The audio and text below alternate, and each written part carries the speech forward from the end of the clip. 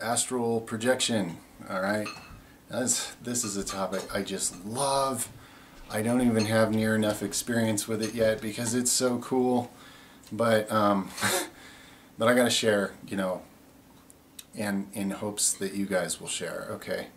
Because it's one of those things where, as you know, if you've experienced it, of course, it's going to be so unique. Any person's experience with this, there might be certain commonalities, but like anything's possible, like there's no theme park in the world that's ever going to come close. And hey, I love like Disneyland and stuff. My parents took me there a couple times when I was growing up as a kid, and my wife and I have a goal to take our kids there when they're a little older. But there's just there's nothing you can do in your body that's to me that's going to be as exciting as what you can do with astral projection, what you can experience, what you can learn. I've learned incredibly valuable things about what's possible in the astral realm, and I'm not sure if I learned it or if it's just that these are things maybe my spirit already knew, but it's like this me didn't know, until he got to consciously have experiences like that. So some of you know what I'm talking about. The way this worked with me was throughout my life I would have those night terror type experiences where you'd wake up paralyzed, or at least that's what seemed like what was happening, and I would hear voices and see shadowy things moving around me and just be scared out of my mind, and what is going on? Some evil force is paralyzing me and trying to suck my soul out or something, based on awful belief systems that permeate this world. And it's things like that that really let you see how awful your belief systems really are. But in the last 6 years I've had a lot of awakening and growth and awareness and remembering things that I must have known before this life, but or in between lives or something. And a lot of you, you're going through stuff like that too. So finally, with enough education that's out there now in like the metaphysical community, I educated myself on what those night terrors, that may be the medical term, but it's not at all a conducive term, because the truth is these things don't need to be terrors at all, and they shouldn't be. They're terrifying because of ignorance, about what it is. And so I educated myself and I got ready. I was like, okay, the next time this happens, I'm going to step out of my body and go exploring, because I came to realize what that is, thanks to what's out there from some of you guys, and thank you, is that your body's still asleep, but you are awake, the real you, okay? So you're not fully connected to your body at that time, and if you realize that, you can disconnect from it. You can get outside of it and go explore and explore the astral, okay?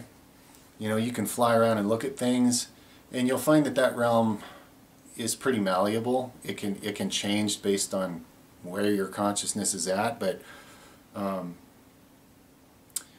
the first time I tried, okay, I woke up in that state with my body asleep, and I said, okay, this is my chance, let's try. I think I was a little overexcited and a little overscared, or a little bit scared still because of all the past, fear-based experiences around it, and just the fact that it was still unknown. I hadn't done it yet. So I tried to consciously move out of my body, and I noticed I heard this amazing sound, and I think it has something to do with the pineal gland. A strange sound inside my head. It's like something was vibrating really fast, and then I felt that shuddering that I've heard described, where it's like, I don't know if it's the bonds between your spirit and your body shuddering as the vibration's changing and one's getting ready to let go of the other. That's kind of my, best I can probably describe what I think it is. And then I heard all these voices. I heard someone say, what was it she said? She was like commenting on me, like okay, you're here now, or it was so matter of fact the way she said it. It like surprised me. It sounded like someone just talking about something normal and day to day, and I heard all these other voices talking to her I heard all these voices, I had the shuddering, I almost made it out of my body, but I got too excited and freaked myself out, and I woke up my body. And then, you know, I didn't get to leave. But the next time I tried it, it worked. I did a process of counting to 3. I was like, okay, on 3, I'm leaving my body. And I was like, 1, 2, and I just kind of pictured myself sort of hopping up onto my feet like I would, and it worked. I stood up, and I turned around and I looked down at my body, and it was strange because as I looked at my body, I could see all sorts of pain that was living in my body. I could see things I can't normally see, and I felt compassion, even though I wasn't even there attached to it. I was free from my body. I felt compassion for my body, like that level of me or whatever. And I put my astral hands on my own body's chest, and I did like a prayer or a healing or something out of compassion, just instinctively. And then I turned around. Now at the time, my 2 sons and I were sleeping in this basement. We had all our beds set up down here because my youngest son was, you know, he was brand new basically, and he needed milk like every few hours of the night. And my wife, you know, she has a career. She couldn't be up every few hours of the night, but I could, so I said okay. So she would, you know, she would pump a bunch of milk and have it ready to go. And then throughout the night I would give it to him. He was a hungry boy. He always wanted more. So anyway, the 2 boys and I were camping out for a few years there in the basement here. And so I get outside my body, I do my little healing ritual thing on my body. I turn around and I walk over to the other side of the room where I notice my oldest son sitting on the edge of the bed, just kind of in a dazed looking state, okay? So I thought, oh, this is funny, let me go look at him. So I walked over to him, and then I noticed his body laying behind him on the bed asleep. And I realized, okay, he's not really fully aware, he wasn't really lucid, I could tell. But he was sitting outside of his body in sort of a semi-confused state, and I thought, that's so cool, you know. He's a lot like me. He doesn't understand this yet, but someday he will. And I checked on my younger son. He was sleeping. And I thought, cool, you know, I've got some time here. Let's do something. So I went up the stairs, and I walked through the kitchen where our dog was sitting on the floor, and he noticed me. He picked up his head, and he just kind of watched me like he normally would. I was like, hey buddy, you know. Then I went right out through the door, obviously without opening it, and went outside and had this whole long convoluted adventure that I'm not even going to get into because it's probably more personal to me than what it would mean to anybody else. But I did end up getting a message from someone who I would say is probably I felt like this wasn't really a familiar person to me, like a guide or anything, and the form they took, I didn't think it was their real form. They actually gave me some dietary advice, and when I asked him who he was, he said, what was it he said? Something along the lines of, we've revealed to some of you who we are, but we asked them not to tell people, and they did anyway. So in this case, I don't really want to reveal it, was basically what he's saying. And I was like, okay, I respect that, whatever.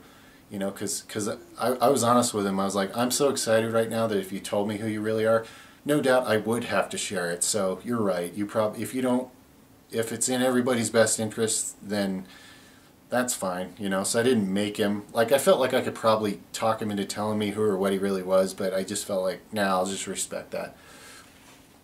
So anyway, that was the first time I consciously astral projected out of my body. And I've had, you know, several other experiences since, and some of them I just went flying and kind of blew my mind with all the realms I could fly through and how well I could fly and how I could watch people who weren't aware of me at all, like remote viewing, okay? And I haven't got into that much. I knew I was doing it at least one time, and it was an amazing feeling, and I was like, okay, this is that remote viewing thing they're talking about that supposedly even the military uses, and it's been proven. People that are good at it, who can do it pretty much when they want to, they've tested them, they've put something in writing in a locked dark room somewhere, and they've told them, you know, go read the message, and they've been able to do it. So that's just amazing, you know, the implications there. I'm not really interested in spying on people and stuff. That's not something I have a, you know, a fetish for or something, so I haven't really pursued that, but I did notice myself doing it one time. So that was interesting. I've astral projected and then gone and found the spirits of people that, you know, like family members or people I'm close to, who happen to be sleeping at the same time, and I've showed them things and kind of taken them on adventures that, now these are people who don't consciously remember their dreams, so I couldn't ask them the next time I saw them, hey, remember when I took you flying and showed you how to fly and how easy it is? I mean, I couldn't do that. But I was aware enough that this really was their spirit, okay? I was really actually interacting with them in the astral realm and showing them things. For whatever reason, some part of me is very accustomed to that place and likes to, I've seen myself sharing and teaching a variety of people in that realm. And I know things when I'm there that I don't know when I'm here. Stuff that I can't even put into words here. I come back and I go, whoa! If I could translate any of those concepts and bring them back with me, it's almost like this brain doesn't even have the capacity. But whoever I am there, I know some amazing things. And I can do really amazing things. And I'm sure many of you can too, if you're aware of it. So, man, it's just, I could probably go on and on with all the different stories, but trying to think if anything seems super relevant.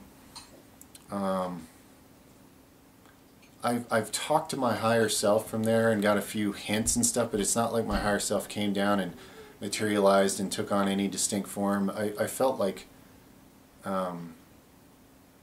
when it came to that, maybe my vibration wasn't quite high enough to really have too much of a direct interaction. There is this sort of booming voice that used to freak me out, and I used to think it was like the voice of God or something, until I actually asked one time. I was like, are you God? And it said, I'm you. And I was like, what does that mean, you know? And, you know, that voice went into some interesting things. But the one thing I've noticed about that voice, which is entirely different from any guide or spirit or ghost or anybody else or anything else I've ever encountered, when I hear it speak, it gives a simple, distinct message, and it's always right to the point, and it's clear as day. There's no missing the words. They are loud and clear. Sometimes when I talk to a guide, depending on how lucid I am, sometimes I hear them clearly, and other times I don't. I get it muddled because I'm getting too excited and I'm kind of slipping out of that realm, or maybe my ADHD even applies there. Maybe it's a spiritual issue more than a physical one. I don't know. But that higher self kind of big booming voice that seems like it comes from above me, it's always very clear. And it'll say something very distinct, and the words are unmistakable. Sometimes I know exactly what it means, and other times I have to contemplate it for days or weeks or months or years to continue to expand my understanding of what that message fully means to me. So that's a phenomenon that I've noticed. That's really cool. So yeah, whoever I am in that realm, and I'd imagine some of you might have noticed this too, you're aware of spiritual gifts you have when you're there, and you just use them naturally. And then you come back here and scratch your head and go, how much of that am I successfully applying here, and how could I manage to bring more with me? Because that was amazing. Whatever it was I was explaining to others that I understood fully and showing them, incredible stuff. Wow. I wish I could be that person when I'm here.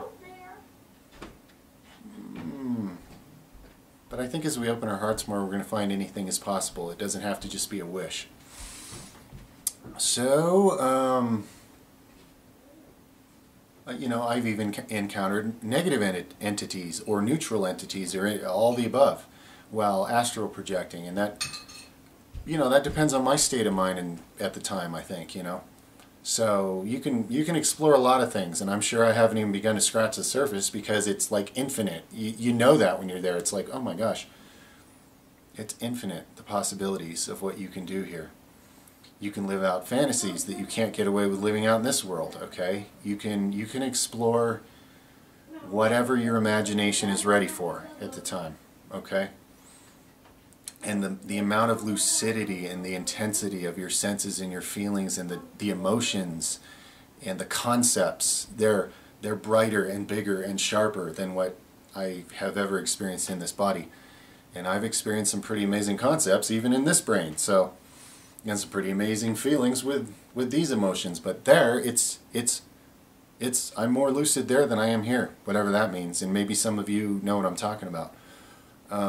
So anyway, priceless, incredible, amazing.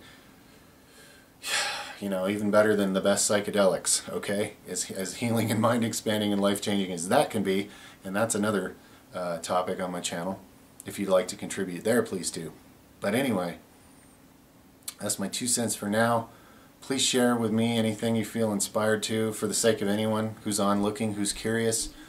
You know, I know that if I hadn't heard people's stories and gotten ideas from them about how to go about this, who knows how long it would have taken me to ever figure out how to do this. So by sharing, we really help each other, you know. So if you're out there and you feel some kind of inspiration to share your story, but you're not sure if you want to because of what people might think, hey, I'd say go for it. I don't think you're going to regret it. I think sharing in this world is more needed, you know.